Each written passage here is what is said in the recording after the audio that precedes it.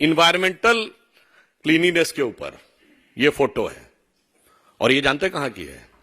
The most favoured and sort of destination of चिर युवा of Indian politics Rahul Gandhi ji का, Thailand के। अब आप ये समझिए, महत्वपूर्ण बात यह है, इसका अर्थ यह हुआ कि अभी तक तो वे कहती थी कि उनके अकाउंट्स कौन कौन हैंडल करता है पता नहीं लगता, कौन आके कर देता है। भाई ये तो मैनिफेस्टो में कौन कौन कर रहा है ये तो पता लगना चाहिए।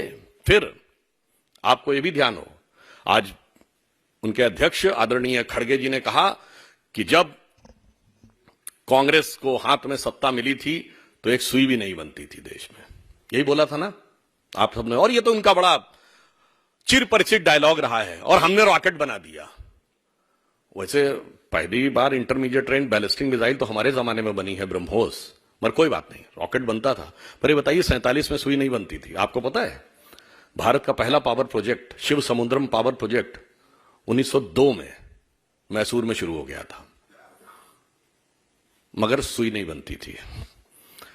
Indian institute of sciences Bangalore 1916 बन गया था, सुई नहीं बनती थी।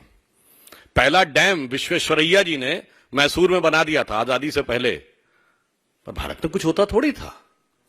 मिंटो आई हॉस्पिटल बन गया था बेंगलोर में, भारत का पहला नहीं दुनिया का पहला। इससे पहले हॉस्पिटल्स में आई डिपार्टमेंट होता था, मगर आई हॉस्पिटल पहला बना था। कुछ होता थोड़ी था भारत में। अच्छा ये बताइए, सीवी रमन को नोबेल प्राइज मिल गया था 1930 में, मगर सारे पढ़ने के संस्थान तो नेहरू जी ने खोले थे। तो नेहरू जी के बनने से पहले, जैसे आइंस्टीन की थ्योरी में कहते हैं ना कि वो पोस्ट में जाके शायद वो बैक उसमें जाकर उन्होंने बना दिया था।